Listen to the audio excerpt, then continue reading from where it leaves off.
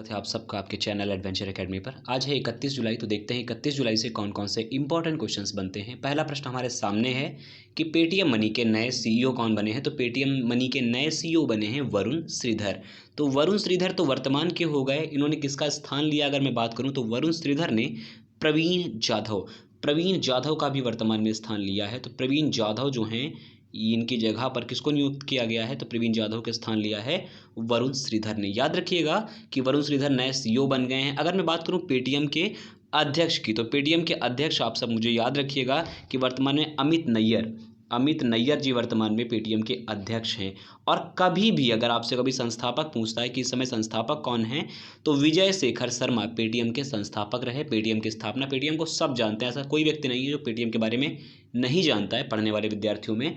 तो 2010 में इसकी स्थापना होती है। और पेटीएम का मूल नाम पेटीएम ही नहीं था, इससे पहले जो विजय शेखर शर्मा की जो कंपनी थी वो 197 कम्युनिकेशन। मेन रूप से कई बार एग्जाम में पूछा जाता है कि पेटीएम का पुराना नाम क्या है, या विजय शेखर शर्मा पेटीएम से पहले किस कंपनी की स्थापना उन्होंने की थी। तो 197 कम्युनिकेशन की स्थापना विजय शेखर शर्मा जी ने की थी। पेटीएम का हेडक्वार्टर है उत्तर प्रदेश के नोएडा में। ठीक है, तो ये था पहला प्रश्न। दूसरा प्रश्न है कि गुवाहाटी में सीवर मैनहोल की सफाई के लिए बैंडिकोट नाम का रोबोट नियुक्त किया गया। देखिए, सीवर सफाई एक ऐसा विषय था जिसके लिए बहुत लंबे समय से सरकार या बहुत सारे एनजीओज काम कर रहे थे कि सीवर सफाई के लिए आदमी नीचे उतरता है, उसकी जान माल को खतरा होता है। इसके लिए कहीं ना कहीं इसके लिए बहुत अच्छा काम हुआ है कि रोबोट अब सीवर मैनहोल की सफाई करेगा। तो ये गुवाहाटी में इसे तैनात किया गया। इसका नाम क्या है, तो बैंडिकोट नाम का इसे रोबोट को नाम दिया गया है। बहुत इंपॉर्टेंट है। इसके अलावा गुवाहाटी आप सब जानते हैं असम राज्य का एक अंग है। उसके अलावा असम के मुख्यमंत्री की अगर बात करें तो सर्बानंद सोनोवाल, और वर्तमान में राज्यपाल जगदीश मुखी जी हैं। तो आई होप आपको इतनी बात यहाँ से क्लियर करके रखनी चाहिए।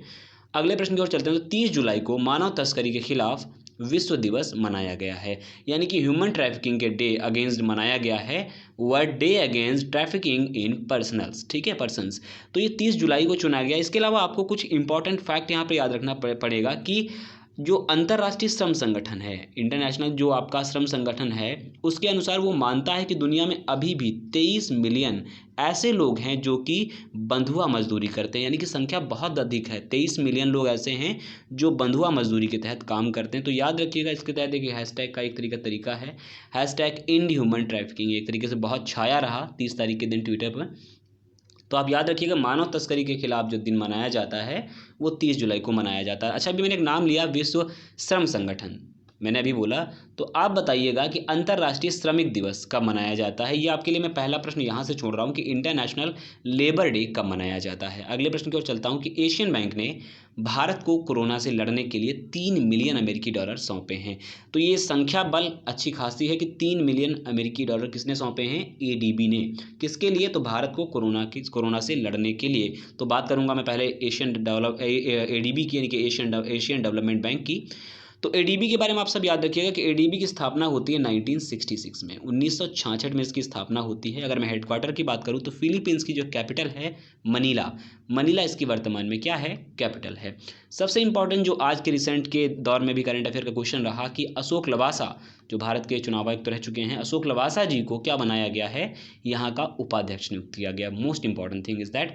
और इसके अलावा याद रखिएगा 48 कंट्रीज ऐसी हैं जो कि एशिया से इसमें शामिल हैं एडीबी बैंक में।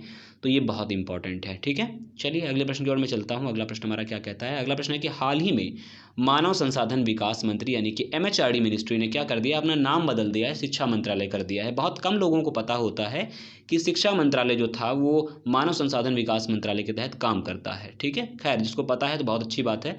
अब इसका नाम बिल्कुल बदल गया है। अब नाम क्या हो गया है, शिक्षा मंत्रालय गवर्नमेंट ऑफ इंडिया, यानी एमएचआरडी बिल्कुल कट गया है, एमएचआरडी अब नहीं रहेगा। इसके वर्तमान में मंत्री कौन है, निशंक जी हमारे। वर्तमान में निशंक जी ने इसके लिए घोषणा करी है कि अब जो इसका नाम होगा परिवर्तित हो जाएगा। तो उनका पूरा नाम है रमेश पोखरियाल निशंक, जो अब तक की जाने जाते थे मानव संसाधन विकास मंत्री, अब जानेंगे शिक्षा मंत्री के नाम से। ठीक है, क्लियर।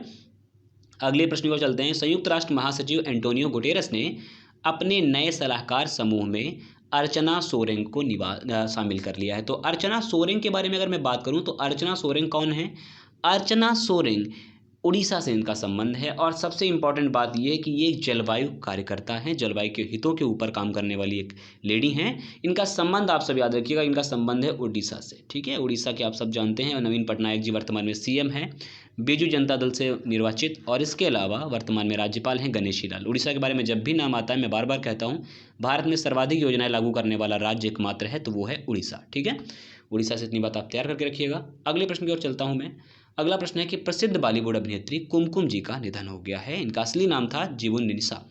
बड़ा इंपॉर्टेंट नाम आप याद रखिएगा। कुमकुम जी के बारे में कुछ फिल्में हैं आपको याद रखनी चाहिए, जैसे कि कुमकुम जी की बहुत इंपॉर्टेंट फिल्मों की अगर मैं बात करूं तो मदर इंडिया उत्कृष्ट फिल्मों में जानी जाती है, कोहिनूर, नया दिल, आंखें, गीत जैसी फिल्में इन्होंने करी हैं। लगभग 100 से अधिक फिल्में इन्होंने करी हैं, ये भी आप याद रखिएगा। भोजपुरी इंडस्ट्री से इन्होंने एक तरीके से कदम मूव किया था, या किसी भी तरीके से कह सकते हैं, लेकिन 100 से अधिक फिल्में इनके नाम पर दर्ज हैं, याद रखिएगा।